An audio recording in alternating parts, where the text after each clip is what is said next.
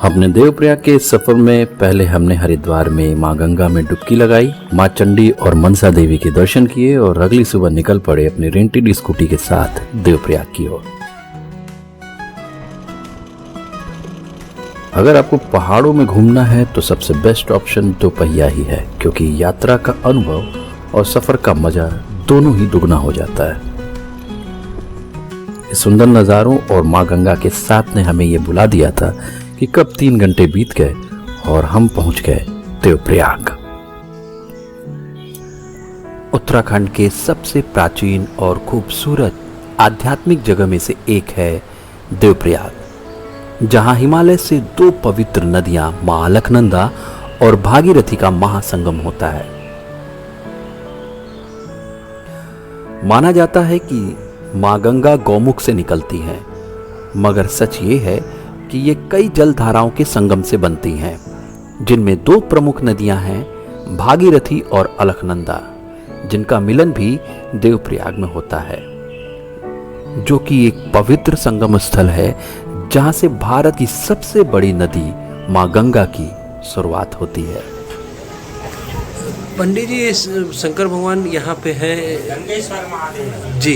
गंगेश्वर गंगा माता के नाम से गंगेश्वर है। अच्छा, हाँ, ये जो है वही प्राचीन गुफाएं हैं।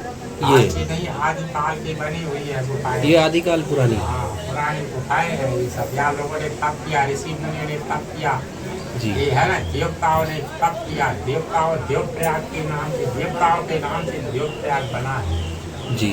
अलकनंदा भागीरथी का संगम है। गुप्त सरस्वती है, दिव्य क्षेत्र है, विष्णु चक्र है, सुदर्शन चक्र है, विष्णु नाभि है। ये विष्णु नाभि है। हाँ, विष्णु नाभि अच्छा दिव्य क्षेत्रों में से एक क्षेत्र है। देवप्रयाग 2 शब्दों से मिलकर बना है, देव यानी परमात्मा और प्रयाग यानी संगम, मतलब देवों का संगम, मतलब देवों के मिलने की जगह। देवप्रयाग उत्तराखंड की 5 प्रयागों में से एक है, जिसमें इसका प्रमुख स्थान आता है, जिसे हम कई बार सुदर्शन क्षेत्र एवं ब्रह्म तीर्थ भी कहते हैं। विष्णु पुराण के अनुसार संसार में 108 विष्णु धाम है, जिनमें से 105 भारत में है, 1 नेपाल में और 2 पृथ्वी के बाहर माने जाते हैं। उनमें से एक धाम देवप्रयाग भी है, जहां पे हम भगवान विष्णु को रघुनाथ यानी कि राम जी के भी नाम से जानते हैं।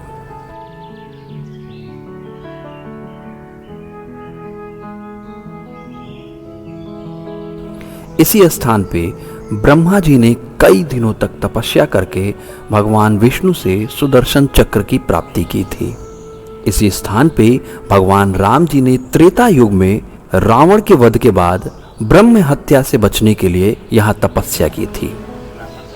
रावण जी का जब वध हुआ था, रावण ब्राह्मण था। हाँ राक्षस कुल में भले जन्म था। हाँ क्या था? ब्राह्मण था, जी जी विद्वान, इंटेलिजेंट।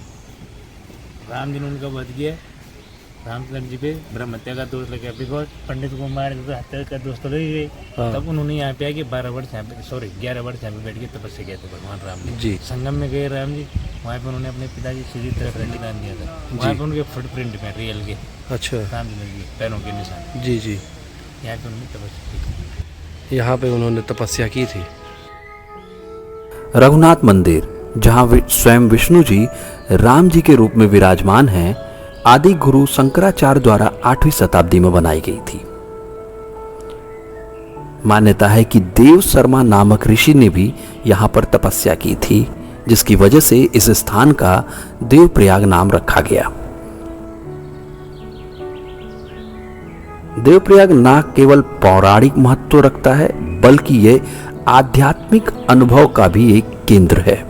हजारों श्रद्धालु हर साल यहाँ पे आते हैं और पवित्र जल में स्नान करके भगवान विष्णु के आशीर्वाद को प्राप्त करते हैं। वैसे मैं तो यही कहूँगा कि यहाँ की प्राकृतिक सुंदरता की भी अनुभूति अलग है। चारों तरफ से हरे भरे पहाड़ और शांत वातावरण मन को पूरी तरह से मोह लेता है। देवप्रयाग, जहाँ पौराणिक कथाएं, आध्यात्मिक शक्तियाँ और प्राकृतिक सौंदर्य का संगम होता है, उस जगह पे मैंने एक ऐसी ऊर्जा का अनुभव किया जिसे ना तो मैं कैमरे में और ना ही अपने शब्दों में बता सकता हूँ। शांत वातावरण में इन जलधाराओं की हल्की धीमी सी संगीत और एक पवित्र स्थान की शक्ति का अनुभव यहाँ आकर ही पता कर सकते हैं।